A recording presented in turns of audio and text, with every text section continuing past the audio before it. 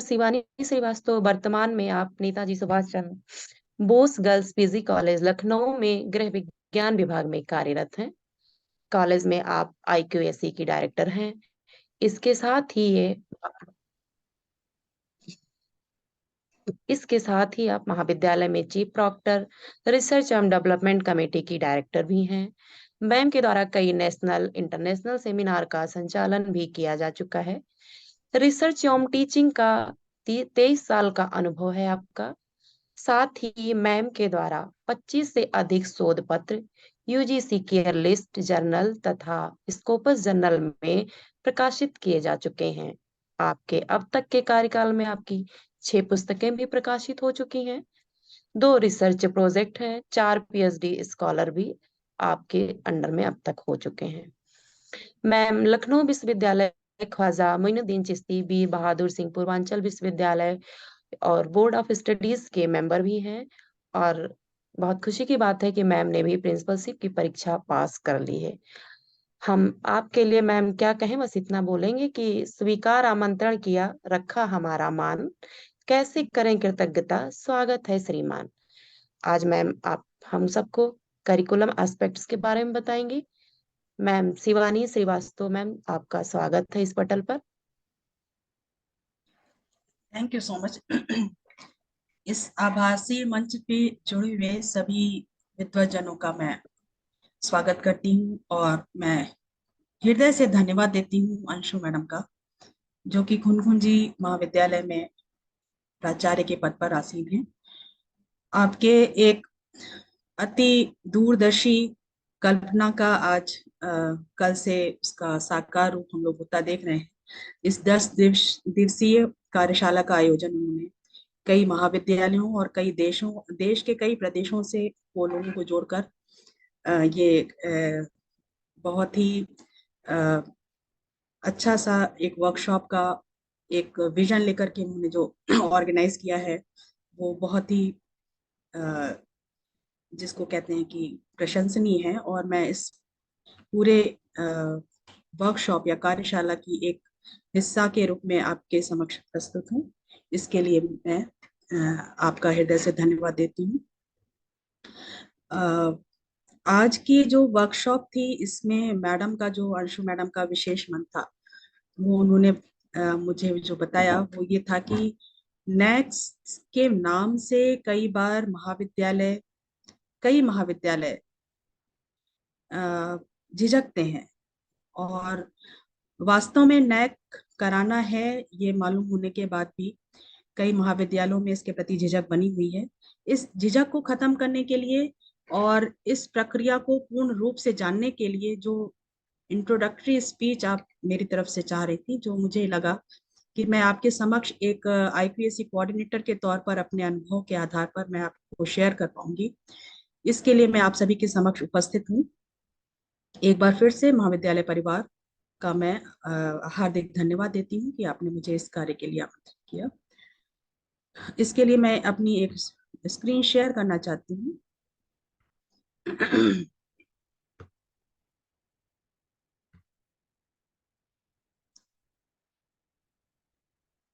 क्या मेरी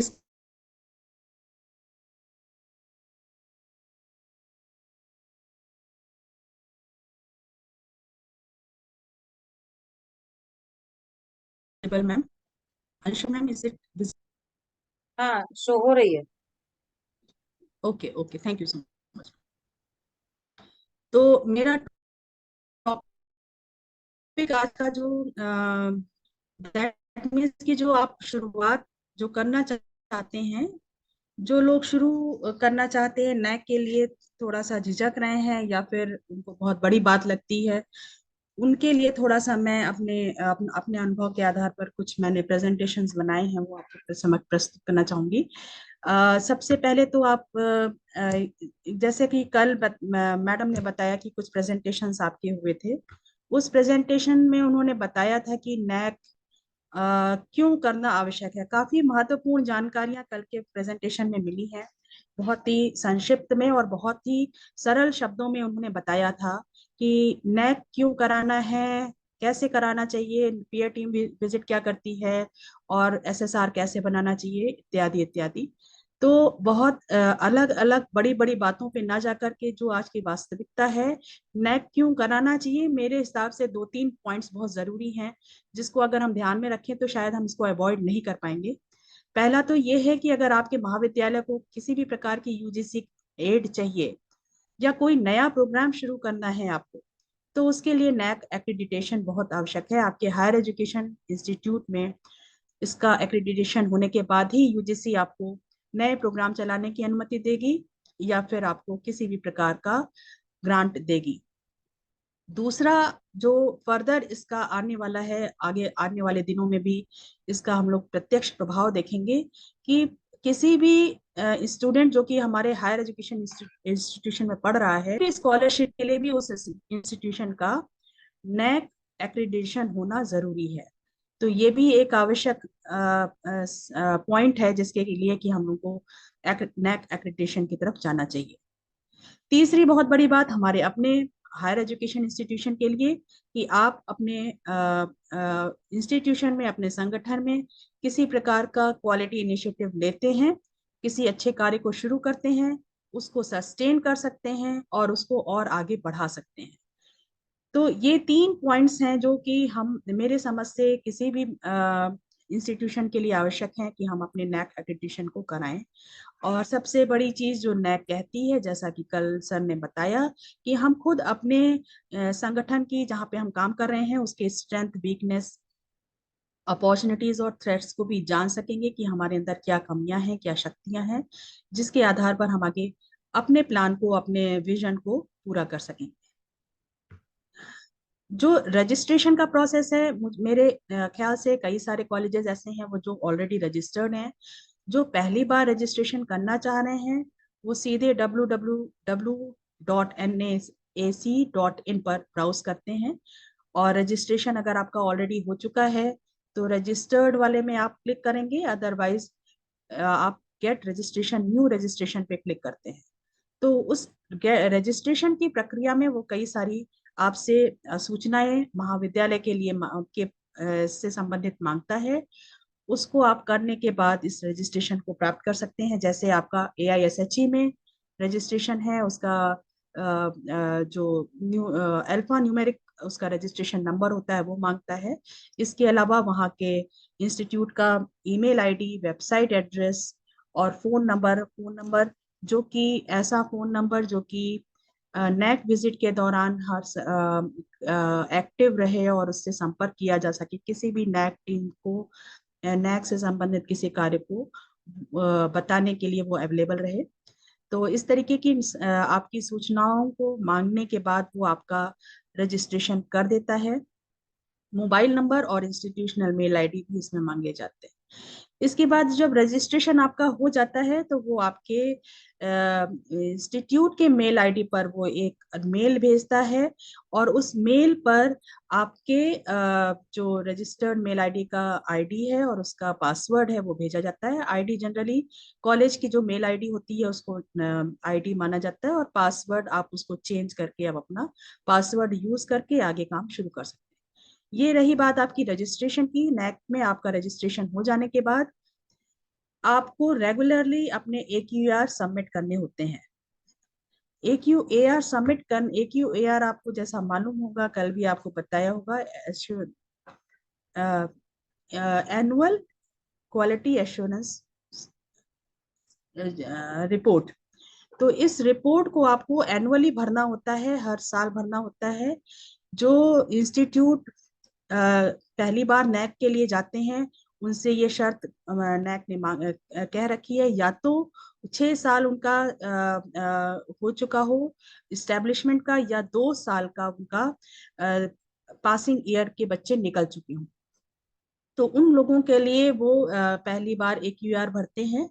इसके बाद रेगुलर प्रोसेस में AQAR आ जाता है, जो हर साल आपको मैंडेटरी रूप से भरना होता है। तो AQAR भरने का प्रोसेस, ये जो AQAR होता है, उसमें हम लोग जो वर्ष भर में जो हम लोग अपने रिपोर्ट होती है, जो नैक विभिन्न क्राइटेरिया के माध्यम से हमसे मांगता है, हमसे जानना चाहता है, उसको हम लोग रेगुलर भरते हैं। जो AQR भर जाने के बाद जो आपके लगातार 5 साल के AQR अगर आपके भर जाते हैं, तो उसके बाद नेक्स्ट स्टेप जो आपका शुरू होता है वो IIQA भरा जाता है, जिसको हम लोग यहाँ पर स्टेप 1 के रूप में देख रहे हैं।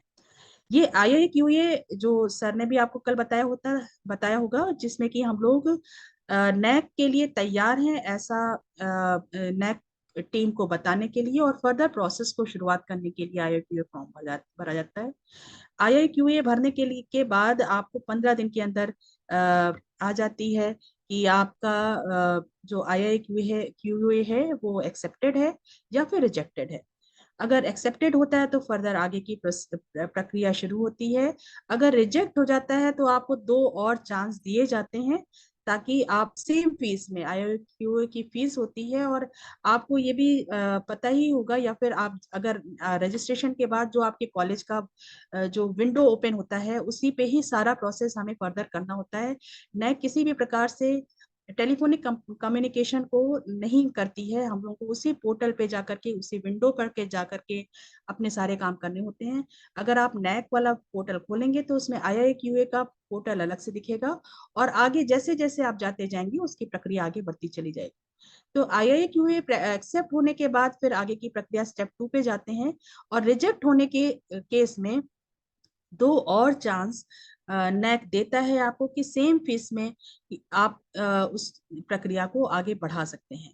और इसके बाद भी रिजेक्ट होने के बाद आपको IIQA की फीस फिर से भरनी पड़ती है, यानी कि वो चांस आपका चला जाता है।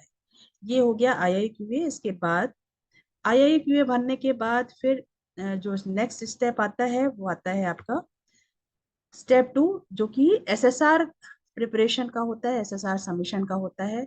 यही सलाह दी जाती है कि SSR सबमिशन और IIQA दोनों आपको साथ साथ कर लेना है। इसका मतलब ये है कि IIQA के समय को भरने के पहले ही आपकी SSR ready to send condition में होनी चाहिए, क्योंकि यहाँ पर नैक ने एक बाध्यता लगा रखी है कि अगर आपका SSR IIQA के भरने के 45 दिन के अंदर नहीं भरा गया तो वो आपका वो रिजेक्ट कर देते हैं।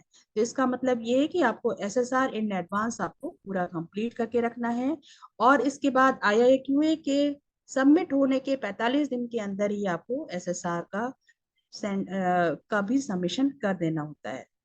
SSR सबमिशन में कुछ चीजें होती हैं जो कि हम लोग उसके पोर्टल पे जाकर के फिलअप करते हैं।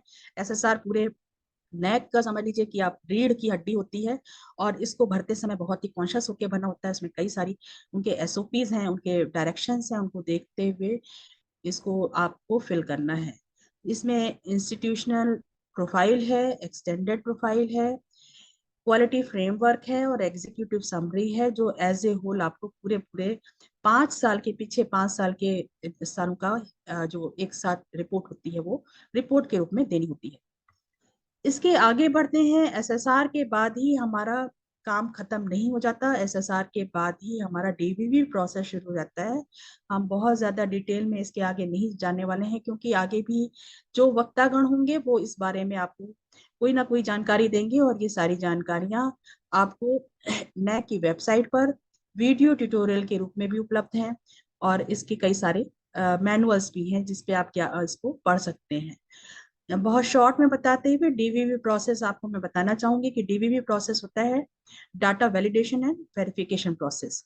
इस प्रोसेस में आपको नैक की तरफ से करीब 200 से 500 क्वेश्चंस आपके आते हैं, और क्लैरिफिकेशंस आते हैं। उन क्लैरिफिकेशंस के अगेंस्ट हमको वो डाटा प्रस्तुत करना होता है, जिससे कि वो हमारे पहले भरे गए डाटा को, उसको वो वैलिडिटी उसकी चेक करते हैं। तो इसका ये जो प्रोसेस होता है बहुत ही स्ट्रेनियस होता है। पूरे कॉलेज का इसमें सहयोग चाहिए होता है। इसलिए इसको आप जो है जब करते हैं तो SSR में ही इस तरीके की तैयारी करके रखिए कि DVV प्रोसेस के समय अगर कुछ वेरिफिकेशन के लिए कुछ आते हैं तो आपके पास डॉक्यूमेंट्स पहले से ही तैयार है। ये DVV प्रोसेस के बाद क्लैरिफिकेशंस जो HEI से आती है, अगर हम क्वालिफाई कर लेते हैं और हम पास हो जाते हैं तो आगे का प्रोसेस शुरू हो जाता है। और आगे के प्रोसेस में जो है आपका नैक क्लियर विजिट का की बात आती है। ये अगर फेल हो जाता है डीबीबी प्रोसेस तो आपको फिर से आईआईक्यू एप्लीकेशन भरनी होती है, और आईआईक्यू एप्लीकेशन भरने के साथ ही वो आपका प्रक्रिया फिर से शुरू हो जाती है। तो हम लोग यही कोशिश करते हैं कि डीबीबी प्रोसेस में किसी प्रकार की गड़बड़ ना हो या किसी प्रकार की आगे कोई दिक्कत ना हो, तो एसएसआर के समय ही हम इसको प्रिपेयर करके रखते हैं। डीबीबी प्रोसेस के साथ ही साथ इसके बाद जब आता है तो साइमल्टेनियसली हमें ये student satisfaction survey triple S शुरू हो जाता है। और ट्रिपल एस में भी ये नैक कहता है कि आपके जो टोटल स्टूडेंट की स्ट्रेंथ है उसका कम से कम 10% रिस्पॉन्स उनको मिलना चाहिए। वो रिस्पॉन्स क्या होता है, वो ट्रिपल एस आप जब भरेंगे तो आप ध्यान रखेंगे कि ये फीडबैक प्रोसेस है, स्टूडेंट्स का फीडबैक प्रोसेस है। और स्टूडेंट्स के जो फीडबैक हैं वो ऑलरेडी उनके क्वेश्चंस उन्होंने डाल रखे हैं अपने नैक की वेबसाइट पर।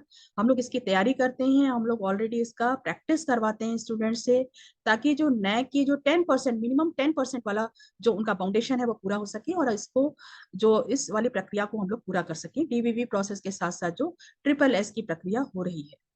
इसके बाद स्टेप 4 पे हम जैसे ही डाटा सारा दे देते हैं और डीबीबी प्रोसेस खत्म हो जाता है, तो एक सिस्टम जनरेटेड स्कोर हमारे पास ऑलरेडी आ जाता है।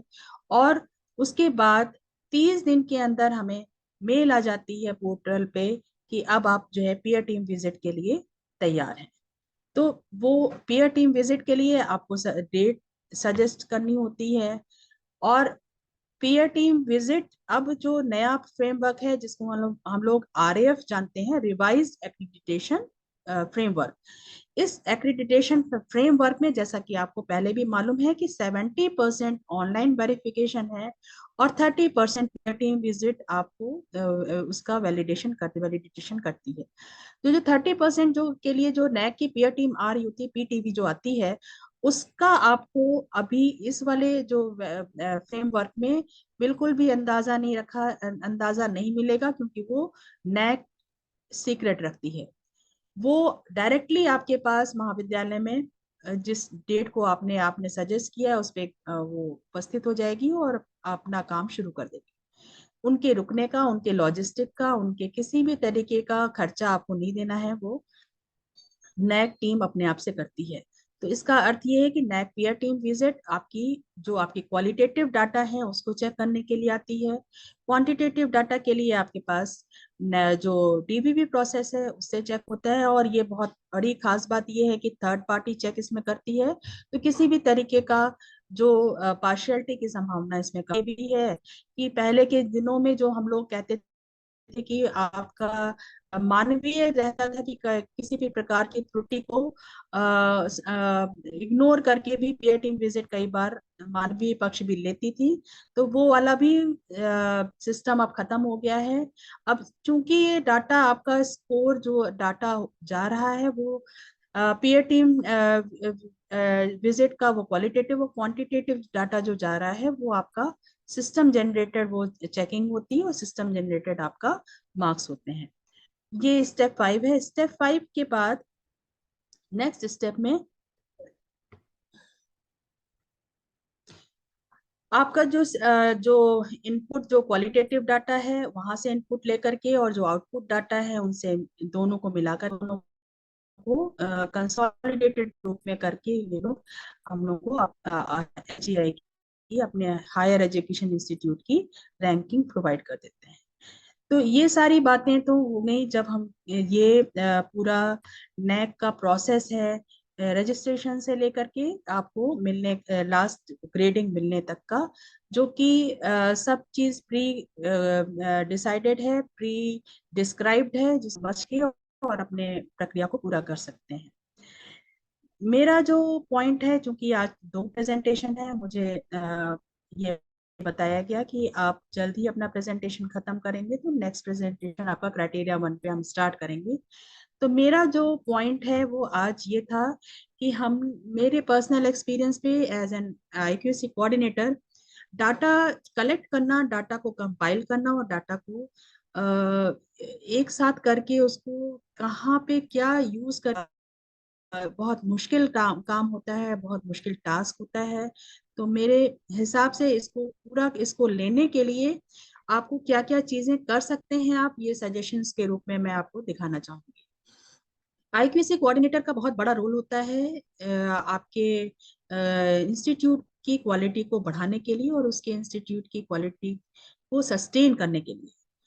और इस वाले जो टीम में जो आपके जो लोग होते हैं, उस टीम में बहुत ही एलिजिबल लोग होने चाहिए, बहुत ही एक्टिव होने चाहिए, और बहुत इस बात को ध्यान में रखने के लिए कि हमारे पास जो लिमिटेड रिसोर्सेज हैं, उन रिसोर्सेज को हम कितना यूज करके किस तरीके से अपने ग्रेडिंग को बढ़ा सकते हैं, जहां जहां पर हमारे पॉइंट्स बढ़ाए जा सकते हैं, उन पॉइंट्स को हम किस तरीके से बढ़ा सकते हैं। क्योंकि हमारे पास लिमिटेड रिसोर्सेज हैं, गवर्नमेंट कॉलेज में की अपनी समस्याएं होती हैं और एडेड कॉलेज की अपनी समस्याएं होती हैं। हमारे पास क्रंचिंग रिसोर्सेज के कारण हम बहुत जगह पीछे रह जाते हैं।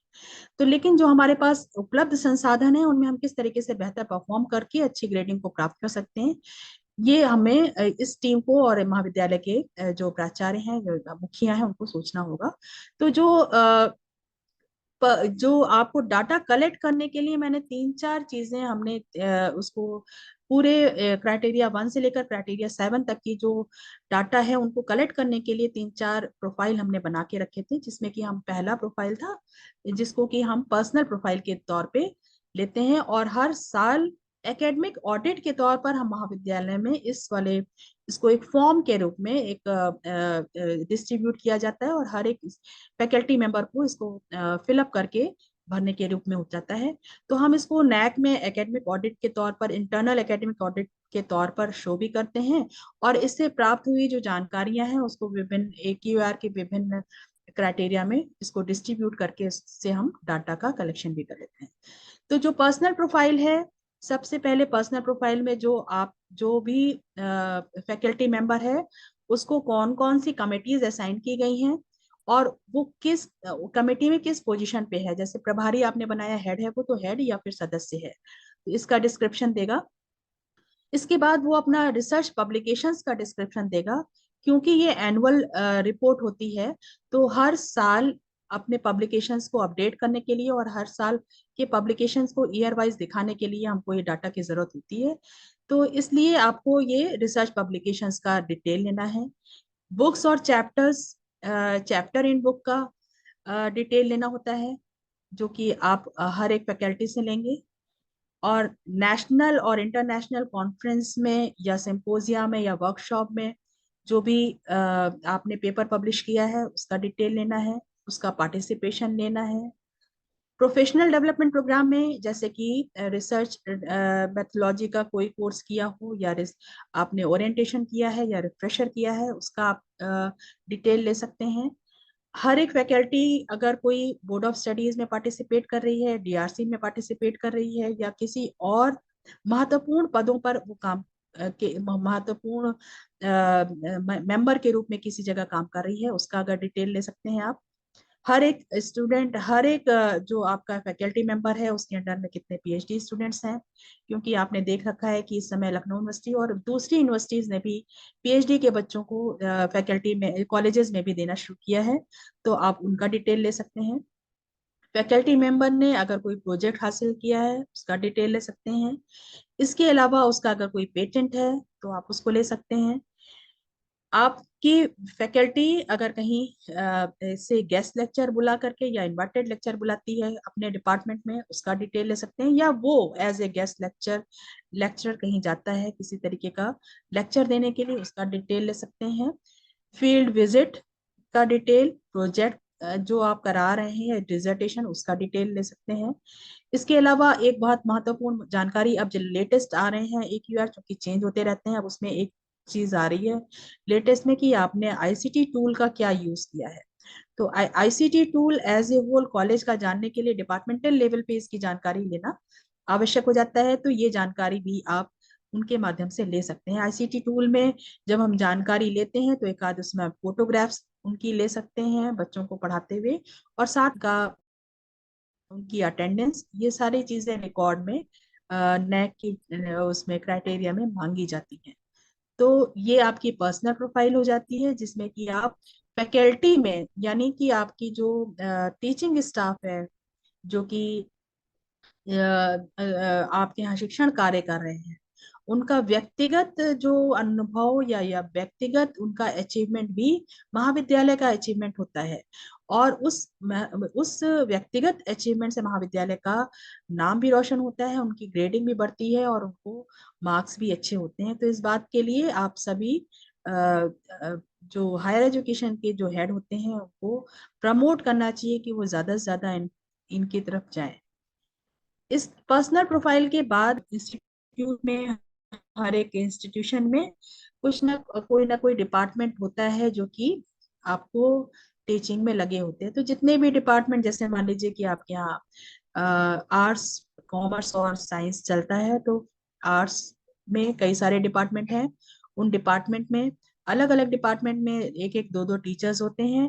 तो उन डिपार्टमेंट की एज ए होल अगर आप प्रोफाइल लेते हैं एनुअल, तो वो भी आपके एक यूआर में कहीं ना कहीं क्राइटेरियाज में फिट हो जाती है। जैसे, मैडम मेरी आवाज आ रही है? एम हाँ आई मैम, ऑडिबल? आ रही, yes. Okay, okay, thank you. तो डिपार्टमेंटल प्रोफाइल जब आप लेते हैं, तो उसमें name of the faculty in the department, faculty position जैसे प्रोफेसर है, एसोसिएट है या असिस्टेंट है, उस डिपार्टमेंट में आपके अपने सब्जेक्ट में कितने बच्चे एनरोल्ड हैं, वो एक लिस्ट आपके पास होनी चाहिए। ज्यादातर तो हम लोग अटेंडेंस रजिस्टर लेते हैं। अटेंडेंस रजिस्टर में बच्चों के नाम ऑलरेडी एंटर चाहे तो आपके ऑफिस स्टाफ से एक लिस्ट अगर टीचर्स को प्रोवाइड करा दी जाए, तो actual number of students enrolled in the department आपको पता चल जाएगा। वो लिस्ट आपके पास ईयर वाइज होनी चाहिए। इसके अलावा डिपार्टमेंट में अगर आप किसी भी प्रकार का वैल्यू एजुकेशन प्रोग्राम या कोई भी डिपार्टमेंटल प्रोग्राम अगर किसी भी तरीके का कराते हैं, चाहे वो आप गेस्ट लेक्चर करा रहे हो या एक दिन के वर्कशॉप करा रहे हो या स्टूडेंट सेमिनार करा रहे हो, तरीके का कोई भी एक्टिविटीज डिपार्टमेंट लेवल पे आप करा रहे हैं, तो उसका एक रिकॉर्ड आपके डिपार्टमेंट लेवल पे होना चाहिए। डिपार्टमेंट लेवल पे कई बार हम लोग कल्चरल एक्टिविटीज भी कराते हैं। जैसे हम लोग पीजी लेवल पर फ्रेशर वेलकम और इनका वो करते हैं, किसी पार्टी, किसी भी तरीके की पार्टी करते हैं, तो उसका भी हम डिटेल ले सकते हैं। इसके अलावा परिषदीय काउंसिल अगर आपके कॉलेज ने बनाई है, परिषदीय काउंसिल का कॉन्सेप्ट ये होता है कि आपने डिपार्टमेंट में अपने अपने लेवल पे कोई ना कोई प्रतियोगिता कराई हो, और उस प्रतियोगिता का प्रतियोगिता में प्रथम, द्वितीय और तृतीय पुरस्कार पाने वाले बच्चों को आपने डिपार्टमेंट लेवल पर पुरस्कृत किया हो। तो ये एक्टिविटीज का भी हर साल आपके पास अगर रिकॉर्ड रहता है, तो ये बहुत उपयोगी साबित होता है। बच्चों को आप डिपार्टमेंट में एकेडमिकली आप इन्वॉल्व करके इस तरीके के कार्यक्रम करते हैं, तो ये नैक में इसको बहुत वरीयता प्राप्त होती है, इस पे अच्छे नंबर भी मिलते हैं आपको, स्टूडेंट का पार्टिसिपेशन होना। तो ये डिपार्टमेंट लेवल पे जो आपका प्रोफाइल है वो ये है। इसमें के अलावा यूजी, पीजी और पीएचडी स्टूडेंट्स हैं, तो आप पीएचडी स्टूडेंट्स का भी डिटेल ले सकते हैं, कितने बच्चे इन्होंने आपने आपके डिपार्टमेंट से आ, पास करके निकल गए। इसके अलावा और भी चीजें इसमें एडिट की जा सकती हैं, जो कि इसके एल्यूमिनाई, आपके डिपार्टमेंट के एल्यूमिनाई का अगर आपके पास कोई रिकॉर्ड हो कि आपके बच्चे अगर संपर्क में रहते हैं आपको पढ़ाने के बाद और वो कहीं पे प्लेसमेंट पा जाता है, तो एल्यूमिनाई रिकॉर्ड भी आप अपने डिपार्टमेंट का रख सकते हैं। उसका भी एक अलग से रजिस्टर बना लें। डिपार्टमेंट में अगर आप पेरेंट टीचर मीटिंग करते हैं, उसका एक रजिस्टर बना लें, उसका रिकॉर्ड रख सकते हैं। तो ये कार्यक्रम आपको डिपार्टमेंट लेवल पे करना है। और सबसे बड़ी चीज जो हम लोगों की अभी तक समझ में आती है, हम लोग करते बहुत सारा काम है, लेकिन इसकी रिकॉर्ड प्रॉपर मेंटेन ना होने की वजह से हम लोग मात खा जाते हैं। क्योंकि नैक चाहता है प्रॉपर सबकी अटेंडेंस, अगर आपने डिपार्टमेंट लेवल पे उनकी अटेंडेंस रखी है या फिर आपने उनके लिए किसी प्रकार का रेमेडियल क्लास रखा है या आपने उनको पर्सनल किसी तरीके की गाइडेंस एंड काउंसलिंग दी है, तो भी आपको उसको रिकॉर्ड के रूप में प्रस्तुत करना होगा। और कई बार कई सारे जो फोटोग्राफ्स की जो बाध्यताएं होती हैं, वो कहते हैं वो जियो टैग्ड आपकी फोटोग्राफ्स होनी चाहिए। तो इसको एक आदत के रूप में बना लिया जाए अगर, किसी भी इंस्टीट्यूट में कि आप कोई भी प्रोग्राम कर रहे हैं, कोई भी कार्यक्रम कर रहे हैं, तो जब आप फोटोग्राफ्स खींचें तो जियो टैग्ड फोटोग्राफ्स खींचें, जो कि आपके नैक के समय आपके लिए उपयोगी होगा। इसके अलावा महाविद्यालय स्तर पर कई प्रकार की कमिटीज बनाई जाती हैं। उनमें से कुछ कमिटियों के नाम हमने लिखे हैं। बहुत सारे कमिटीज बनाई जाती हैं। एक महाविद्यालय में करीब करीब 20-30 कमिटीज भी बन जाती हैं। तो जो कमिटीज हमारे नैक के लिए काम आती हैं, उन कमिटीज को हम लोगों का रिकॉर्ड आप इस रूप में ले सकते हैं। जैसे स्पोर्ट्स की एक्टिविटीज, हर एक महाविद्यालय में स्पोर्ट्स, एनुअल स्पोर्ट्स जरूर होता है। स्पोर्ट्स की एक्टिविटीज होती हैं, और महाविद्यालय स्तर पे भी होती हैं, अंतर महाविद्यालय भी होती हैं, विश्वविद्यालय स्तर पे, स्टेट लेवल पे। हर एक प्रकार की जो स्पोर्ट्स एक्टिविटीज हैं उनका रिकॉर्ड स्पोर्ट्स वाले, फिजिकल एजुकेशन वाले टीचर्स के पास होना बहुत आवश्यक है। इसके अलावा स्पोर्ट्स एक्टिविटीज में ये भी शामिल है कि आपने अपने बच्चों को इंटर स्टेट स्पोर्ट्स में पार्टिसिपेट करने के लिए आपने उसको भेज दिया है, या फिर किसी स्टेट लेवल का प्रोग्राम है, वो स्पोर्ट्स में पार्टिसिपेट कर रहा है, या नेशनल लेवल का है। अगर आपने उसको भेजा है तो उसका डिटेल रखिए, और इवन आपने कॉलेज की तरफ से उसको कुछ सपोर्ट किया है तो उसका फाइनेंशियल सपोर्ट का भी रिकॉर्ड आपको अपने उसमें रखना है। तो ये जो स्पोर्ट्स की एक्टिविटीज हैं उनका नैक ये मानना कहना चाहती है कि आपकी केवल महाविद्यालय स्तर पर ना होते हुए इसको आप नेशनल और इंटरनेशनल स्तर पर भी आप तक करें, तो जितने ही आपके स्पोर्ट्स के जो पार्टिसिपेशन होते हैं उस पे आपके नंबर आपको और अच्छे मिलते जाते हैं। इसी तरीके से कल्चरल एक्टिविटीज भी, जिसमें कि जो प्रोग्राम्स में बच्चे पार्टिसिपेट करते हैं, नंबर ऑफ स्टूडेंट्स कितने पार्टिसिपेट कर रहे हैं, कहाँ पे पार्टिसिपेट कर रहे हैं, क्या प्राइज लेके आ रहे हैं, उनका न्यूज कवरेज, उनका फोटोग्राफ्स, उनका जियो टैग फोटोग्राफ्स, इन सब का रिकॉर्ड इसमें मांगा जाता है। तो ये भी एक तरीके का रिकॉर्ड कीपिंग का एक वो एरिया है जिसमें कि हम लोग कल्चरल एक्टिविटीज से संबंधित रिकॉर्ड को रखते हैं। इसी तरीके से एनएसएस है, एनसीसी है, रोवर रेंजर है। इन सभी जो जरूरी एक्टिविटीज हैं जो कि महाविद्यालय स्तर पर की जा रही हैं, वो उसके प्रोग्राम कोऑर्डिनेटर जो होते हैं वो तो रखते ही हैं। इन एक्टिविटीज को नैक के नजरिए से मेंटेन करना आवश्यक है, क्योंकि हर एक प्रोग्राम जो आपने अगर लिखा है कि स्वच्छता अभियान में हमारे महाविद्यालय के एनएसएस के बच्चों ने पार्टिसिपेट किया, तो केवल इतना लिखना काफी नहीं है। वो उस जो नंबर ऑफ स्टूडेंट्स हैं उनका नाम मांगते हैं, उनका एड्रेस, उनका अटेंडेंस मांगते हैं, और उनकी जियोटैग फोटोग्राफ्स मांगते हैं। तो इन सब चीजों को ध्यान में रखते हुए ही हम अपने रिकॉर्ड को बनाएं, ताकि आगे जाके आपको जो इससे रिलेटेड जो डाटा की कमी होती है वो महसूस नहीं होगी। तो ये एनएसएस, रोवर रेंजर और एनसीसी के रिकॉर्ड्स हो गए। इसके अलावा आपकी इन एक्टिविटीज में जो हम लोगों ने एक्सटेंशन एक्टिविटीज की हैं, उसमें किसी प्रकार का सरकारी या गैर सरकारी या फिर किसी एनजीओ के माध्यम से आपको किसी भी प्रकार का पुरस्कार प्राप्त हुआ होगा, तो उसका रिकॉर्ड भी नैक मांगती है। तो ये कमेटी रिकॉर्ड जिसमें जो भी ये पेश करेंगे इस तरीके की कमेटी के रिकॉर्ड, अगर वो इस तरीके का क्लेम करते हैं कि उनको रिकॉर्ड प्राप्त हुआ, तो उस एजेंसी का नाम के साथ साथ उसकी सर्टिफिकेट की कॉपी और उसके जो रिजल्ट्स की या फिर और भी जरूरी दस्तावेज को संभाल के रखेंगे। इसके अलावा जो एक्सटेंशन एक्टिविटीज होती हैं, जो एनजीओ के माध्यम से हम लोग किसी भी बाहर के एरिया में काम करते हैं या हमारे बच्चे जाते हैं किसी काम करने के लिए, तो बहुत सारे काम हम लोग कई बार कहते हैं कि सरकार की तरफ से कई सारे काम आ गए हैं। स्वच्छ भारत अभियान है, तिरंगा का घर घर तिरंगा का प्रोग्राम था, एड्स अवेयरनेस का था आपका, आजकल चल रहा है इसका वोटर आई कार्ड बनाने का कार्ड। तो हर एक काम को जो हम महाविद्यालय स्तर पे करते हैं, चाहे वो अपने माध्यम से करें या सरकारी आदेशों के माध्यम से जो कर रहे हैं, हर एक को हम अपने किसी न किसी क्राइटेरिया में दिखा करके हम उसका लाभ उठा सकते हैं। तो लेकिन उसकी प्रॉपर रिकॉर्डिंग आवश्यक है। इसके अलावा प्लेसमेंट कमेटी एक होती है जो हमारे महाविद्यालय में, लगभग सभी महाविद्यालयों में बनी होती है, एक जरूरी कमेटी होती है, जिसमें कि ये दायित्व दिया जाता है कि जो भी इसका इंचार्ज होगा वो हमारे बच्चों को, हमारे स्टूडेंट्स का कैंपस प्लेसमेंट करेगा। तो इस कैंपस प्लेसमेंट का भी एक रिकॉर्ड आपने क्या कराया, कितने बच्चों का सिलेक्शन हुआ, कहाँ पे हुआ, कितने उसका कितने पैकेज में है, और साथ में जहां पर सिलेक्शन हुआ है उसका वो मांगते हैं ऑर्डर, उसका ज्वाइनिंग ऑर्डर मांगते हैं, उसका वो कागज भी आपके साथ होना चाहिए। तो ये कमिटीज, इसके अलावा और भी हो सकती हैं कमिटीज आपके महाविद्यालय में हो, जैसे एनवायरमेंट कमेटी होती है, स्वच्छता कमेटी होती है, बिजली कमेटी है। किसी भी कमेटी का जो भी कार्य है, अगर उसको रिकॉर्ड के तौर पर हम इकट्ठा करके रखें और उसको एक ही ईयर में, ज्यादातर ये क्राइटेरिया 3 में एब्सॉर्ब होते हैं जितने तरीके की कमिटीज हैं। एक्स्ट्रा कमिटीज जो हमारी, जो एक्सटेंशन एक्टिविटीज कर रहे हैं जो हम लोग, या फील्ड विजिट कर रहे हैं, तो ये क्राइटेरिया 5 में एक्सटेंशन एक्टिविटीज जा सकती हैं और जगहों पर हम इसको एब्सॉर्ब कर सकते हैं।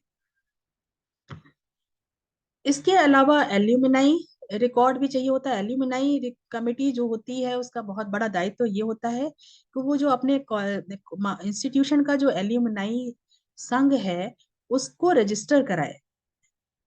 इसका रजिस्ट्रेशन बहुत आवश्यक है। अगर आपने एल्यूमिनाई कोई कमेटी, एल्यूमिनाई संगठन का निर्माण किया है तो उसका प्रॉपर रजिस्ट्रेशन होता है, तो उसके नंबर अलग होते हैं। तो रजिस्ट्रेशन कराना इसका बहुत आवश्यक है। इसको रजिस्ट्रेशन कराने के बाद आप हर साल इसकी एल्यूमिनाई की मीटिंग कराते हैं, जिसमें कि आप स्टूडेंट्स जो हमारे महाविद्यालय के पास आउट बच्चे हैं उनको बुलाते हैं, उनको सम्मान देते हैं और उनसे उनके अनुभव जानते हैं, और हमारे महाविद्यालय में जो अन्य पढ़ने वाले बच्चे हैं उनसे उनका परिचय कराते हैं। तो ये एक बहुत महत्वपूर्ण कमेटी है। इसकी प्रॉपर इसका वो एल्यूमिनाई का फीडबैक भी लिया जाता है, इसलिए इस कमेटी का भी रिकॉर्ड अति आवश्यक है।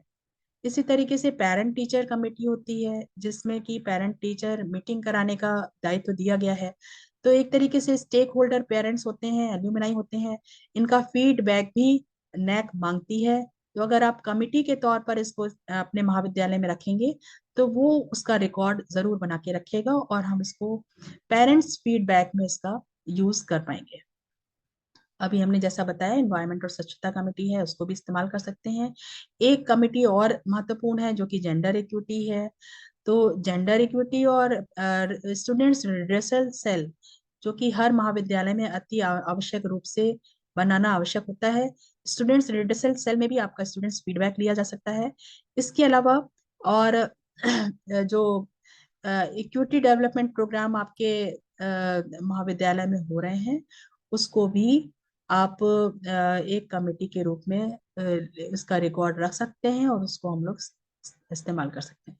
स्कॉलरशिप कमेटी हर महाविद्यालय में होती है और लगभग हर महाविद्यालय में ओबीसी, एससी और एसटी के बच्चों को, जनरल के बच्चों को भी स्कॉलरशिप दी जाती है।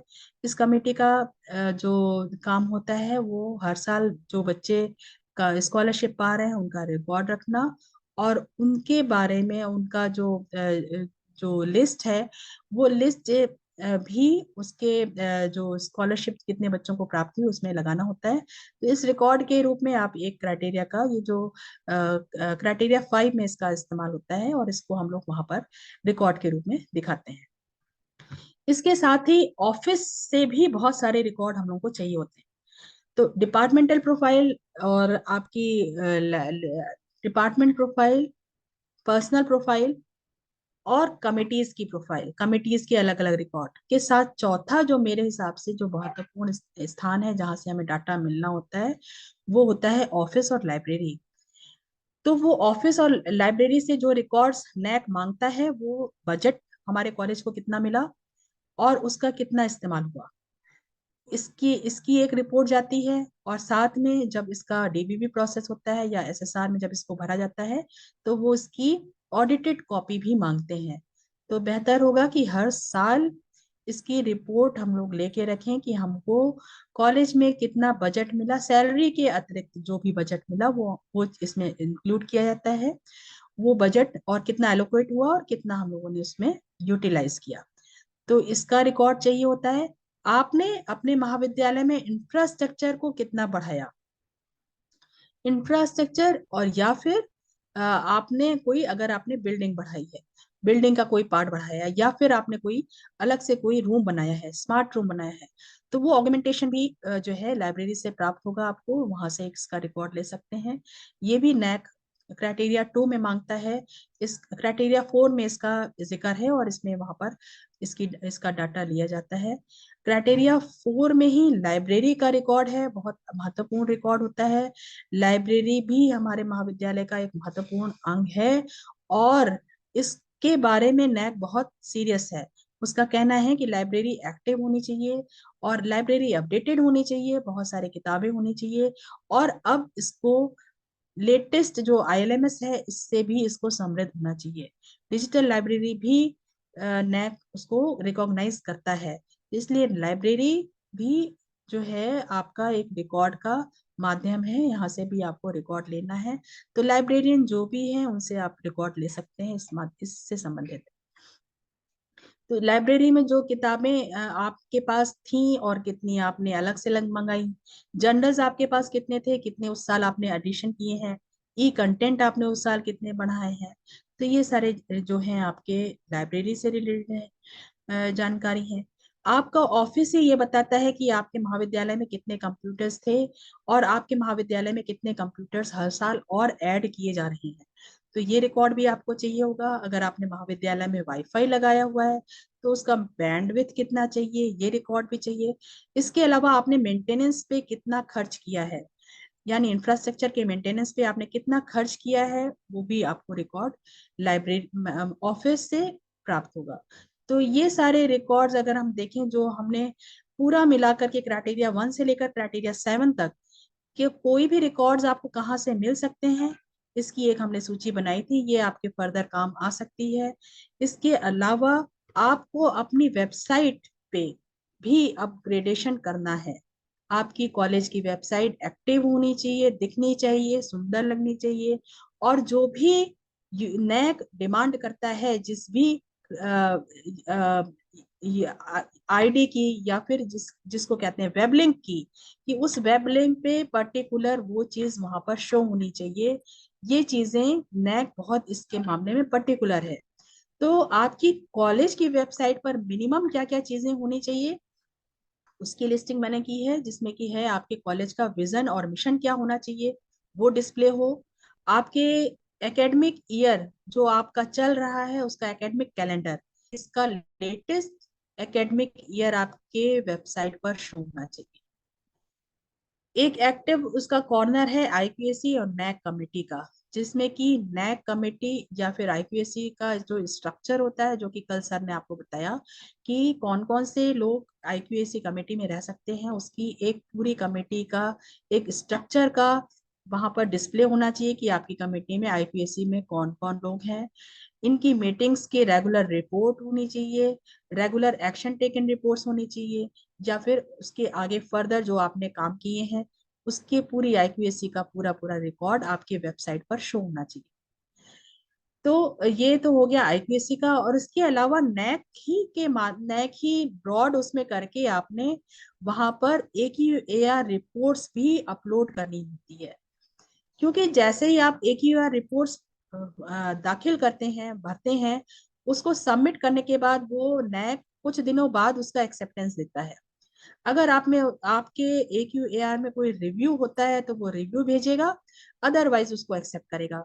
रिव्यू अगर आपने पूरा करने दिया तो उसके बाद एक्सेप्टेंस आता है।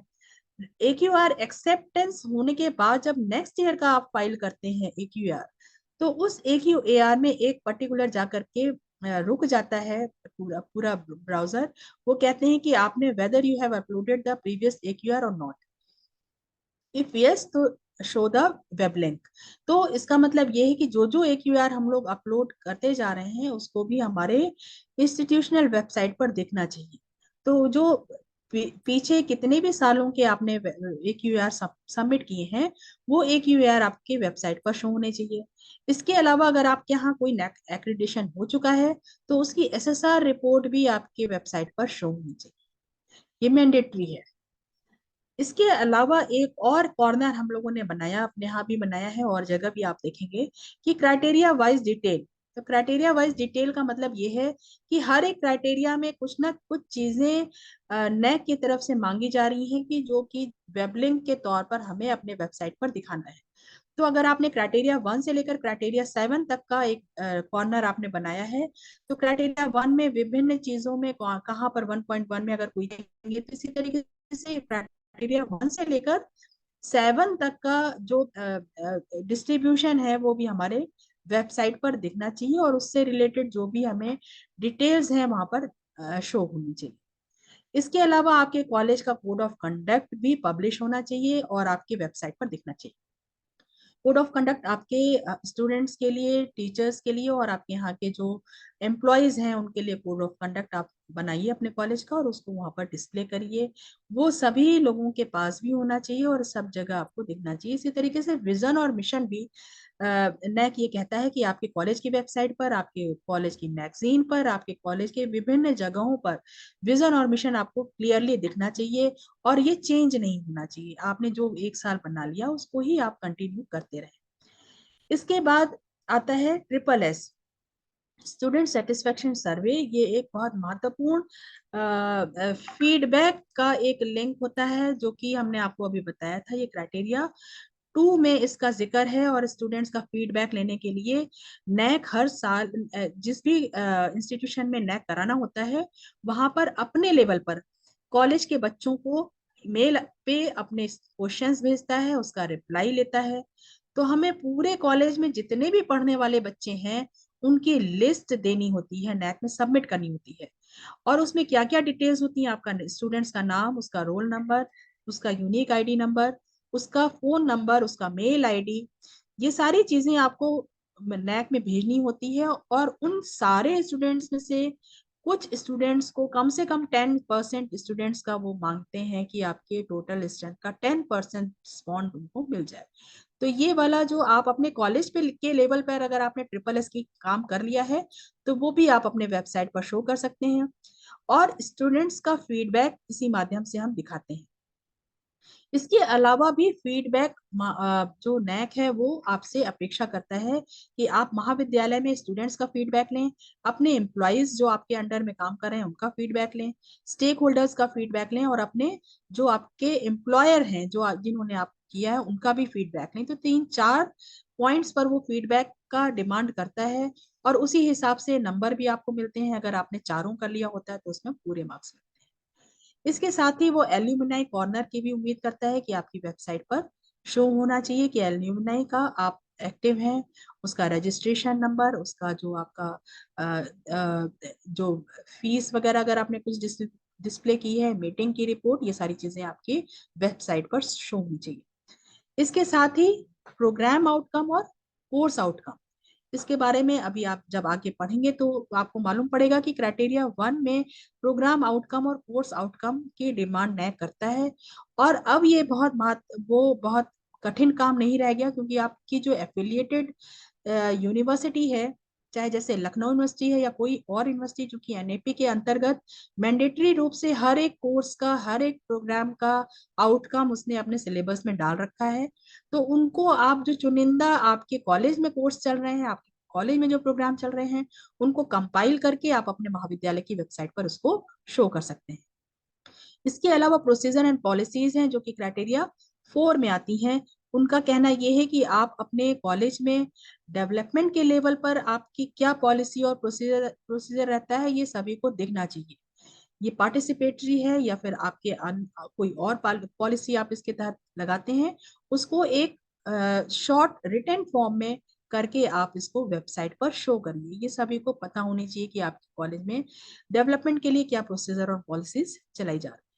स्टूडेंट रिड्रेसल सेल का भी कॉर्नर होना चाहिए, जहां पर स्टूडेंट्स के कोई भी प्रॉब्लम है अगर उसको कैसे आप डील करते हैं, कुछ प्रॉब्लम्स आई हैं तो उनका कैसे आपने वो किया है, एड्रेस किया है, उसका एक आपका कॉर्नर होना चाहिए। इसके साथ ही बेस्ट प्रैक्टिसेस, यानी कि ये जो आपका सबसे लास्ट वाला क्राइटेरिया, क्राइटेरिया 7 में हर एक महाविद्यालय से ये 2 बेस्ट प्रैक्टिस आपके हिसाब से अपने महाविद्यालय में आपने क्या ली है, उसको आप रिटन फॉर्म में लेते हैं, और उसके बारे में आप शॉर्ट टर्म में आप इसमें AQR में भी लिखते हैं, और इसको आप डिस्प्ले भी करते हैं अपने वेबसाइट पर। इस वेबसाइट पर आपकी फोटोग्राफ्स होती हैं, आपने उसमें क्या क्या किन हेडिंग्स में डिस्प्ले करना है उसकी एक लिस्ट उन्होंने दे रखा है। क्राइटेरिया 7 में कि आपको किन किन हेड्स में इनके बेस्ट प्रैक्टिसेस को शो करना है। तो ये कुल मिलाकर के अपने लेवल का जो काम है एज एन IQAC डायरेक्टर आपको, या फिर एज ए प्रिंसिपल, रिकॉर्ड्स जो कीपिंग है, रिकॉर्ड्स लेना है, फैचिंग ऑफ रिकॉर्ड्स हैं, कितना स्ट्रेनुअस और कितना मुश्किल होता है, इस तरीके से आप निकाल सकते हैं और अपने नैक के प्रोग्राम, नैक का जो एक्रेडिटेशन है उसमें सफलता हासिल कर सकते हैं। ये मेरी लास्ट स्लाइड थी। इसके साथ ही मेरी शेयरिंग खत्म होती है और मेरा ये प्रेजेंटेशन भी खत्म होता है। मेरा कहना ये है आप सभी से संबंधित जो जो भी इस नैक वाले प्रोसेस से जुड़े हैं, कि ये राह कठिन तो है लेकिन इतनी मुश्किल नहीं है। जैसे कि एक दिन में नहीं होगा, एक दिन जरूर होगा। इस वाली थ्योरी पर अगर आप चलते हैं तो नए नए विचार भी आप ला सकते हैं, नए तरीके ला सकते हैं, इनोवेशन ला सकते हैं, और हर एक क्राइटेरिया में संभावनाएं होती हैं कि आप अपने महाविद्यालय से कुछ अलग करके दिखाएं। तो ऐसी स्थिति में आपको अच्छी ग्रेडिंग भी प्राप्त हो सकती है और अच्छा रिजल्ट भी मिल सकता है। इसके साथ ही मैं अपने प्रेजेंटेशन को समाप्त करती हूँ। बहुत बहुत धन्यवाद। मैडम शालिनी। बहुत बहुत धन्यवाद मैम, शिवानी मैम आपका। आपने बहुत ही सहज, सरल और सुंदर शब्दों में हमको नैक के बारे में बताया कि हम कैसे उससे अपने यहाँ ला सकते हैं, कैसे कर सकते हैं और कैसे उसको हम प्रभावित कर सकते हैं अपने महाविद्यालय में। आपने जैसे हमको बताया कि हम कैसे प्रोफाइल बनाएं, कैसे एलुमनी बनाएं और कैसे और सारी चीजें बनाएं, शिक्षकों का व्यक्तिगत उपलब्धि, विभागीय रिपोर्ट, सारे रजिस्टर। तो आपने जितने भी सहज और सरल शब्दों में बताया उसके लिए आपका बहुत ही तहे दिल से आभार है। और इसी क्रम में हम आगे चलेंगे हमारे दूसरे वक्ता की तरफ, जो कि हैं डॉक्टर अंबिका प्रसाद पांडे जी। सर गलगोटियस विश्वविद्यालय समाजशास्त्र विभाग के विभागाध्यक्ष एवं डीन भी हैं, लाइब्रेरी मेंबर हैं, member of exam committee, member of anti ragging, chairperson of school research committee, ESRS, member of IQAC school of liberal education, नए criterion incharge for school of liberal education के प्रमुख सदस्य हैं। Sir को human value and ethics course के coordinator भी हैं Pandey sir. Rural and urban sociology में सर का इंटरेस्टेड है। आपके कई सारे रिसर्च पेपर रिसर्च जर्नल में प्रकाशित हो चुके हैं। अब तक के आप कार्यकाल में अब तक 2 शोध छात्र भी आपके हो चुके हैं, सो संपूर्ण हो चुका है। अब तो सर के लिए बस मैं इतना ही कहूंगी कि सर की जो उपलब्धियां हैं बहुत सारी हैं, लेकिन टाइम थोड़ा सा कम है, तो मैं इतना ही कहूंगी कि आप तो एक पारस हैं जो सोना पल में करते हैं, कुशल शिल्पी कहें पत्थर को सुंदर मूरत में ढालते हैं। मिले आपका साथ ये हमारा सौभाग्य है। श्रीमान जी, आपका स्वागत बार बार है इस मंच पर। सर आपका स्वागत है महोदय, आप इस धन्यवाद आभासी मैडम। मंच पर। थैंक यू मेरी सर। आवाज आ रही है आप सब तक? जी सर। वो सबसे पहले मैं डॉक्टर अंशु केडिया मैडम का धन्यवाद अदा करता हूँ कि इतना सुंदर कार्यक्रम रखा, 10 दिवसीय नैकटेक कार्यशाला आयोजित की। इसके लिए हृदय की असीम गहराइयों से धन्यवाद। आ, धन्यवाद। जी, शब्दों में आभार प्रकट नहीं कर सकता, मैं बस महसूस कर सकता हूँ कि कितना पुनीत कार्य और कितना अच्छा कार्य किया है। और सर्वप्रथम मैं इस कार्यशाला में ऑनलाइन मोड में उपस्थित हमारे जितने शिक्षक बंधु हैं, जो हमारे सीनियर हैं या हमारे समकक्ष हैं, सभी को मैं प्रणाम करता हूं। मैं काफी देर से शालिनी मैम को सुन रहा था, बड़ा अच्छा उन्होंने प्रेजेंटेशन दिया और इसीलिए मैंने मैम से कहा उन्हें कंटिन्यू करने दीजिए, मेरे को कल भी बोलना है। अभी मैं यूनिवर्सिटी में ही हूँ और मेरी वजह से मेरे स्टाफ के लोग भी कुछ रुके हुए हैं। प्रोफेसर्स तो चले गए सारे, बाकी और सबॉर्डिनेट लोग रुके हुए हैं। तो लेकिन मैं इतना कहना चाहूंगा कि ये बड़ा ही सुंदर आयोजन है और मैं अपना पूरा योगदान दूंगा जितना मुझे आता है, जितना मैं 10 साल से गलगोटिया यूनिवर्सिटी में कार्यरत हूँ, जितना मैंने सीखा है। ये सचमुच में एक बहुत ही अच्छी यूनिवर्सिटी है। हमारे यहाँ बहुत अच्छा रिस्पांस है नैक A+ होने के बाद। तो नैक A+ हमें फर्स्ट साइकिल में मिला है और ये बड़े ही मेहनत का परिणाम है। सारी शिक्षकों ने मिल करके एक सामूहिक तौर पे जो प्रयास किया उसका परिणाम है। तो जो हमने सीखा नैक के दौरान वो सारा हम आपको बताना चाहते हैं संक्षेप में। वैसे एक दिन भी कम पड़ेगा। तो कल जो भी समय रहेगा, आज चूंकि काफी लेट हो गया, मेरा प्रेजेंटेशन 6:30 बजे से होना था, अभी लगभग 7 बज रहा है। तो मैं अंशु मैम का की परमिशन से चाहता हूं कि कल हम इस पर विस्तार से चर्चा करें, लेकिन कुछ कुछ आज चीजें मैं बोलेंगे जी अंबिका जी? जी कल कुछ जो तो भी आज भी समय बोल हम दीजिए। निर्धारित करेंगे उसमें हम आ जाएंगे। और आप मेरा जितना भी चाहे टाइम ले लीजिए, कोई दिक्कत नहीं, क्योंकि कल हमारा वीक ऑफ है। तो कल, अच्छा आज बिल्कुल भी नहीं चाहेंगे? आज मैं थोड़ा सा कुछ चीजें शेयर करना चाहूंगा। मैं सजेशन तो नहीं बोलूंगा, लेकिन मैं चाहता हूं कि यहाँ उपस्थित जितने हमारे शिक्षक बंधु हैं, जाहिर से बहुत से लोग नैक प्रोसेस से गुजर चुके होंगे, बहुत से सीनियर लोग भी होंगे, उन्हें पता होगा। लेकिन नैक की वेबसाइट पे एक मैनुअल है, नैक मैनुअल, वो डाउनलोड कर लीजिए, उसको थोड़ा देख कर आइए। मुझे स्क्रीन शेयरिंग राइट्स दीजिए, मैं दिखाता हूँ। हाँ, आप कर सकते हैं, को होस्ट है, कर सकते जी जी। और काफी मैंने सोच विचार कर आपके लिए एक प्रेजेंटेशन तैयार किया है, इसमें मैं आपसे सारी चीजें डिस्कस करूंगा। ठीक है। तो नैक मैनुअल अगर आप देख लेंगे, बहुत से लोग ऐसे भी होंगे जिन्हें नैक के बारे में कोई पहली कार्यशाला अटेंड कर रहे होंगे। हमने तो ऐसी बहुत सारी कार्यशालाएं अटेंड की हैं यूनिवर्सिटी में, बाहर भी, और नैक पीयर टीम मेंबर्स के साथ। और मैं जब हमारी गलगोटिया यूनिवर्सिटी का फाइनल नैक विजिट था, so I was working as a dean school of liberal education.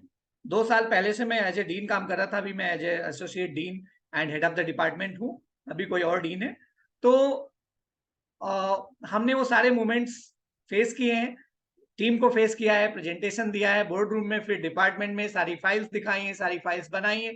सो वो सारा अनुभव आप सबसे शेयर करना चाहता हूँ। बताने से ज्यादा अपना अनुभव और जो भी कठिनाइयां आती हैं और जो भी प्रोसेस से गुजरना होता है वो शेयर करना चाहता हूँ। So I think it will take some time. तो कल विस्तार से रखें। एक तो नैक मैनुअल आप लोग ये डाउनलोड कर लीजिए वेबसाइट से। आप यदि कॉलेज से हैं कोई बात नहीं, यदि आप यूनिवर्सिटी में हैं और अच्छा है। हमने जो प्रोसेस फॉलो किया वो यूनिवर्सिटी के लिए है। आप आज कॉलेज में, कल आपका ट्रांसफर या प्रमोशन होकर या आप यूनिवर्सिटी ज्वाइन कर सकते हैं। तो ये नैक एक्रेडिटेशन प्रोसेस सबको पता होना चाहिए। तो ये मैनुअल एक बार देख लेंगे तो अच्छा रहेगा। दूसरा, एक की इंडिकेटर है, इसको भी थोड़ा पढ़ लीजिएगा कि नैक की किस क्राइटेरिया में कितने मार्क्स होते हैं। हमारी स्क्रीन विजुअल है मैम सबको?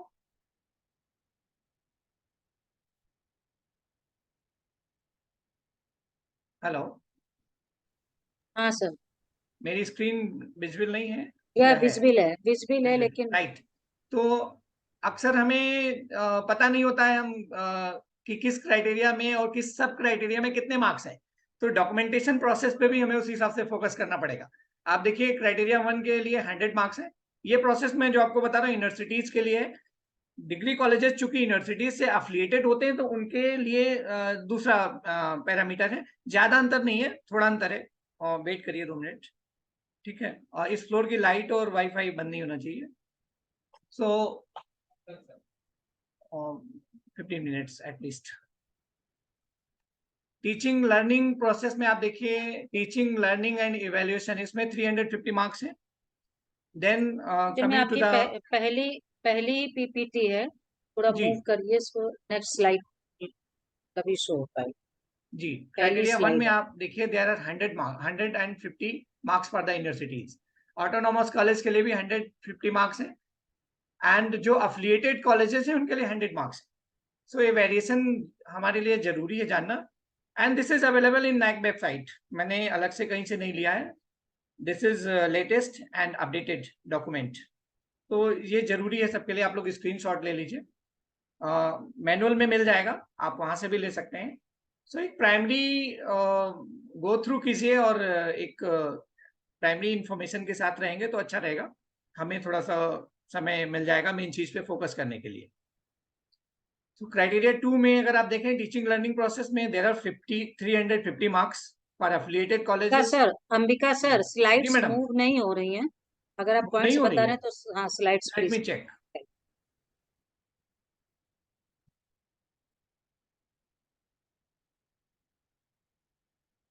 नहीं हम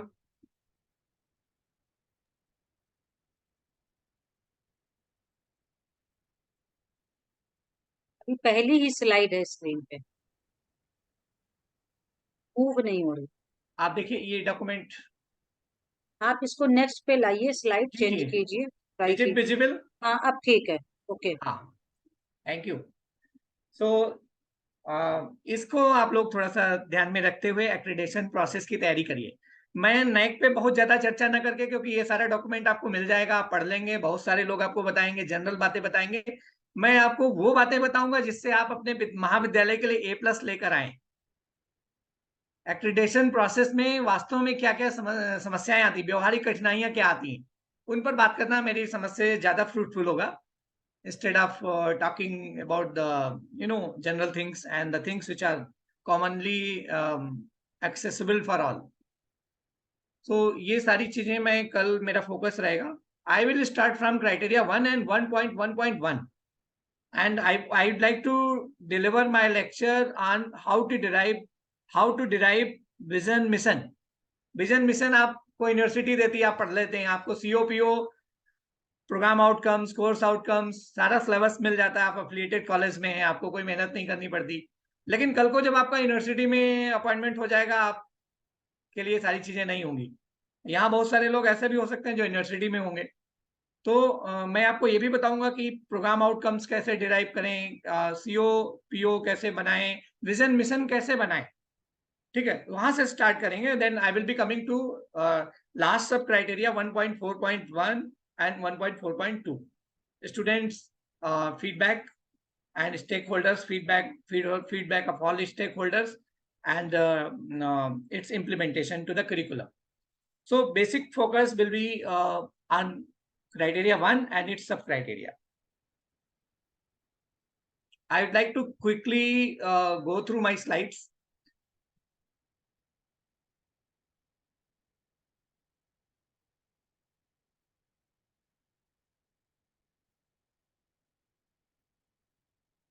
मैम दिख रहा है, मेरी PPT दिख रही है? पहली स्लाइड है। हाँ, पहली स्लाइड।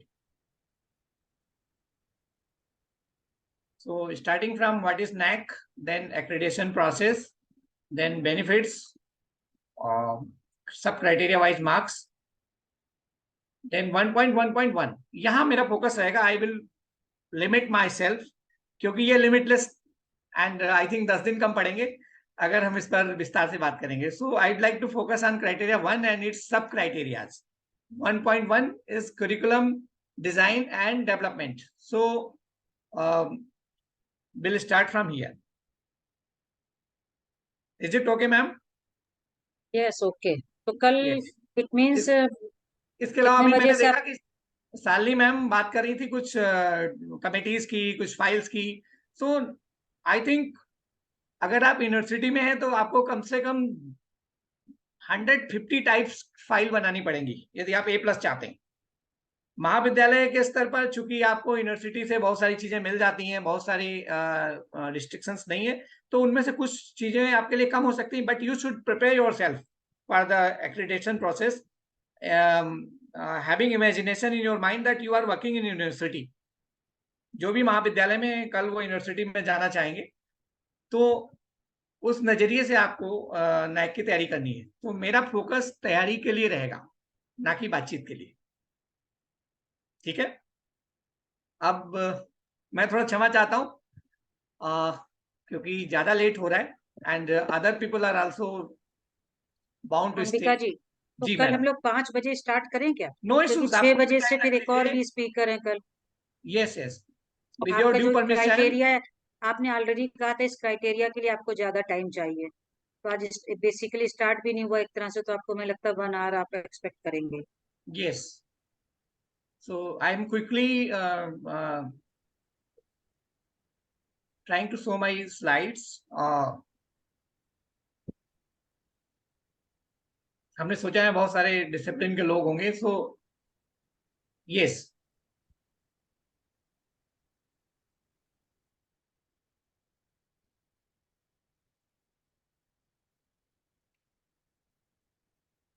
शुरू करें मैम आगे? ठीक है।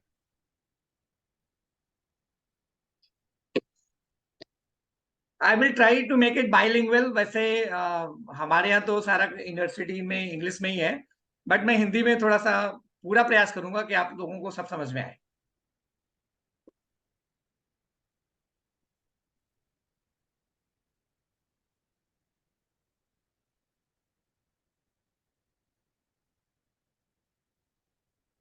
अंबिका जी, कल 5 बजे रखा जाए?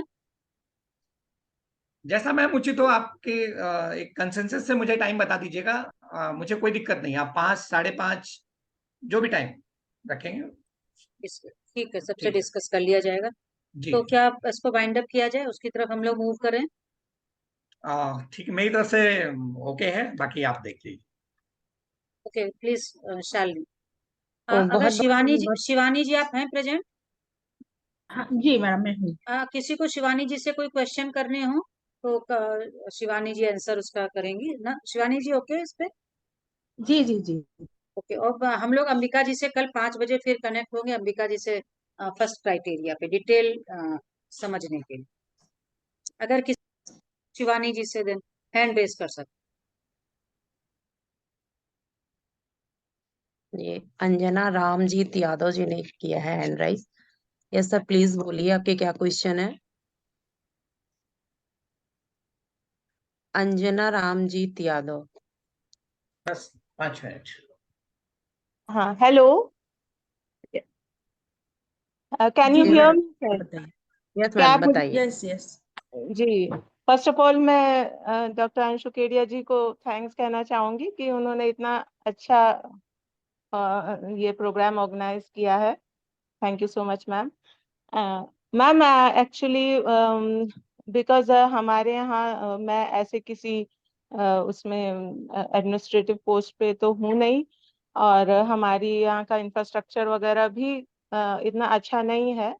बट मैं बस एक छोटी सी चीज अपने डिपार्टमेंट की, हमारे कॉलेज में डिपार्टमेंट भी नहीं है, but as a teacher, as a lecturer इस लेवल पे मैं बस इतना पूछना चाहती हूँ कि जैसे कि शालिनी मैम ने बताया था कि हमें अपने स्टूडेंट्स का फीडबैक और उनके नंबर्स, उनके ईमेल आईडीज, ये सब अगर हमारे पास उसका पूरा एक डेटा हो जाए, तो क्या ये मेरे लिए मतलब अच्छा होगा as a like teacher in my department, कि मैं अपने बच्चों का रोज जैसे मैं उनका अटेंडेंस लेती हूँ तो मैं उसको एक रजिस्टर मेंटेन कर लूँ, और जिसमें उनकी ईमेल आईडी, उनका फ़ोन नंबर और उनका एक फीडबैक जो है मंथली, चाहे इस तरीके से मैं उसको इकट्ठा कर लूँ।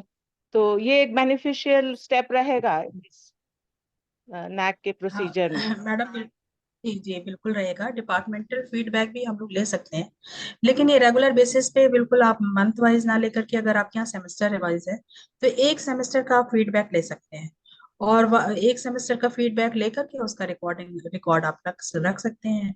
और ये तो ये अगर आपके बच्चों की आपकी लिस्ट आपके पास रहती है और उनके पास परसेंटेज भी क्योंकि मांगता है नैक, तो हम उस लिस्ट के साथ साथ अगर हम वो भी रिकॉर्ड मेंटेन कर सके। ये बड़ा मुश्किल होता है कि बाद में बच्चे पास आउट होके बच्चे चले जाते हैं और हम लोग को ये पता नहीं होता कि हमारे यहाँ कितने बच्चे फर्स्ट डिवीजन पास हुए, कितने बच्चे पास हो गए। हालांकि वो केवल पास परसेंटेज पूछता है, फर्स्ट डिवीजन नहीं पूछता है। लेकिन एनुअल रिकॉर्ड इसका अगर आपके पास होता है तो ये आपके हमेशा के लिए, क्योंकि किसी भी डिपार्टमेंट जब जैसे नैक विजिट कर रही है, तो जैसा कि अभी सर ने बताया कि वो आप करीब 150 रजिस्टर्स आपने यूनिवर्सिटी में बनाए, और हो सकता है थोड़े बहुत कम हम लोग महाविद्यालय में बनाते हैं। तो जब पीए टीम विजिट करती है आपके डिपार्टमेंट में, तो आप अपने डिपार्टमेंट का एक डिपार्टमेंटल प्रोफाइल अपना बना के रखते हैं। उस प्रोफाइल में ही आपका कब आपका डिपार्टमेंट स्टैब्लिश हुआ, आपके अपने जो पढ़ा रहे हैं प्रोग्राम या जो कोर्स करा रहे हैं उसका आउटकम क्या होगा, उसका प्रोग्राम का कोर्स आउटकम, प्रोग्राम आउटकम क्या है, स्टूडेंट्स कितने एनरोल हुए, कितने बच्चे पास आउट हुए, क्या आपकी एल्यूमिनाई रिकॉर्ड है। ये डिपार्टमेंट वाइज आपको ये मेंटेन करना होता है। तो अगर फीडबैक भी लेते हैं तो वेल एंड गुड, वो और उसके अंदर एक डिपार्टमेंटल फीडबैक आपका एड ऑन हो जाएगा, वो आपके अपने डिपार्टमेंटल प्रोफाइल में ऐड करें। Okay ma'am, thank you so much. Welcome. मेरा नाम शिवानी श्रीवास्तव है। अच्छा मैं शालिनी के नाम से लोग मुझे बता रहे हैं। शालिनी मैडम कंपेयरिंग में है, मैं शिवानी। क्षमा चाहता हूँ सॉरी मैम। मैम, जी सॉरी। सर। हाँ, जी सर। लेकिन बहुत अच्छा प्रेजेंटेशन आपने दिया। एक बात यहाँ बोलना चाह रहा हूँ, अभी जो क्वेश्चन आया था, जब पीयर टीम विजिट विजिट करती है तो मैम वो आप मान के चलिए वो कुछ भी आपसे मांग सकते हैं। उन्हें पता है एग्जैक्टली कि आपने एग्जैक्टली कौन कौन सी फाइल बनाई है, बिल्कुल। क्योंकि वो लोग जाते रहते हैं। तो आप जी अनएक्सपेक्टेड चीजों के लिए भी तैयार रखिए अपने को। एग्जैक्टली वो सर, उसमें बहुत जी, सारी चीजें हैं। टीचिंग प्लान मांग सकते हैं, वो आपका अटेंडेंस हाँ, रजिस्टर मांग सकते हैं, जैसे एनुअल आपसे वो मांग सकते डिपार्टमेंटल हैं आपके कि कैलेंडर। आपके यहाँ एग्जाम होता है और आपके स्टूडेंट मूव करते हैं एग्जाम से, during exam in and out time आप दीजिए मुझे। वो जी आपसे कुछ भी, कोई भी ऐसा डॉक्यूमेंट, तो हमें एक पूरी अपने से भी एक लिस्ट बनानी होती है और इमेजिन करना होता है। जो स्टैंडर्ड डॉक्यूमेंटेशन है वो तो आप करेंगे ही करेंगे, वो सब करते हैं। बिल्कुल। कल बात करेंगे, हम आपको कोशिश करेंगे वो लिस्ट भी दे दें, सिखा दें आप लोगों को। अगर मैम कहेंगे तो मैं बहुत सारी चीजें शेयर भी कर दूंगा, और ये रेयर चीजें भी होंगी। तो बेसिकली इसके लिए तैयार रहिए। थैंक यू, मैं तो बीच में आपकी परमिशन से बोल रहा हूँ। बिल्कुल कोई बात सही नहीं बात सर, है। एड जी ऑन ही एड ऑन ही हुआ। और कोई क्वेश्चन अगर कोई जी किसी तरीके का डिम्पल है, विज जी हैं, अंशु मैडम। डिम्पल विज जी हैं, प्रिंसिपल हैं। डिम्पल विज जी जी सर। प्लीज। हाँ जी, thank you ma'am, thank you Anshu ma'am. Good evening ma'am. Sheetal ma'am, मेरे को एक क्वेश्चन है कि जिस कॉलेज में मैं प्रिंसिपल बन के गई हूँ वहाँ नैक एक बार भी नहीं हुआ, इवन आज तक कभी AQAR भी नहीं भरी गई। तो जो आपने बताया कि जब हम रजिस्ट्रेशन करेंगे तो अब जी पहले पीछे 4 साल की AQAR भरवा लेंगे वो? हाँ, आपका रजिस्ट्रेशन के साथ ही वो एक साथ 4 साल की AQAR मांगेंगे। तो मैम एक साथ भर AQAR दें चारों? भर सकते हैं, वो देती है परमिशन। नैक ओके, ये परमिशन देता है कि एक साथ आप परमिशन ठीक उसका भर ठीक है मैम, तो सकते हैं। रजिस्ट्रेशन करा के हम और सबसे अगर पहले साथ AQAR। साथ ये AQAR फिलअप कर दीजिए। एक्चुअली तो बात ये है कि आप हर 5 साल पे नैक का नैक करवाएं अपनी, ये मैंडेटरी है।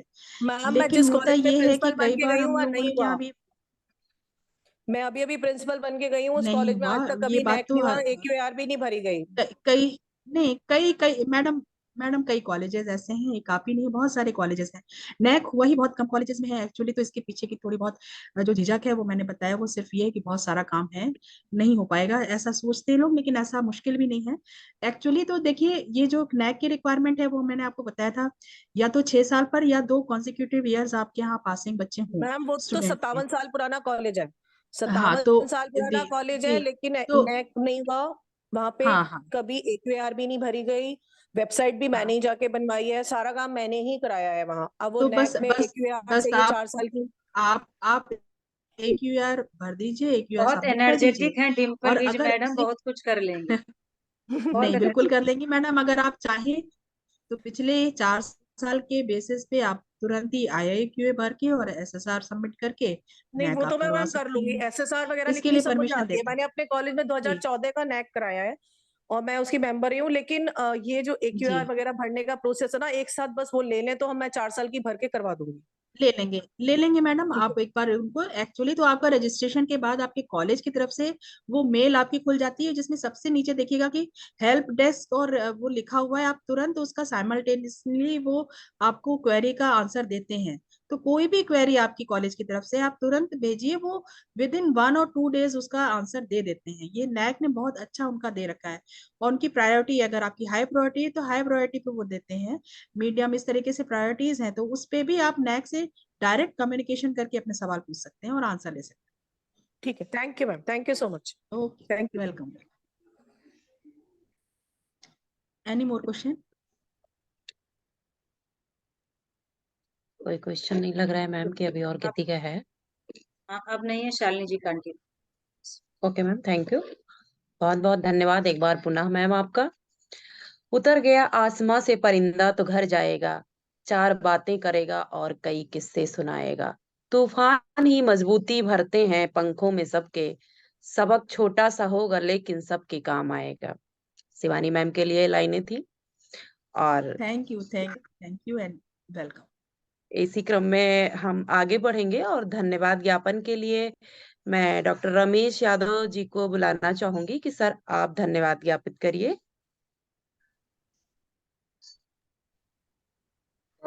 Thank you so much, Shalini ma'am. Am I audible? Okay sir.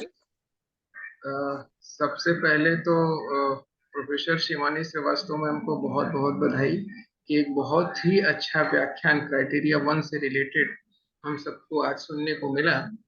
तो ma'am thank you so much for such a nice presentation by you.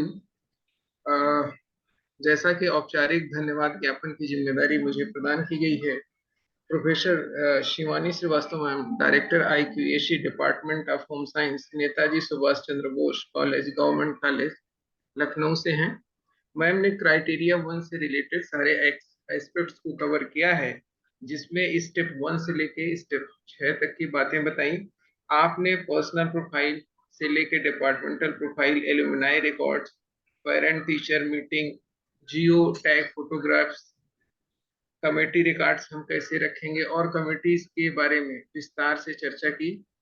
आपको मैम हृदय से बहुत बहुत धन्यवाद कि आपने बहुत ही अच्छा व्याख्यान अपने प्रेजेंटेशन के माध्यम से प्रस्तुत किया।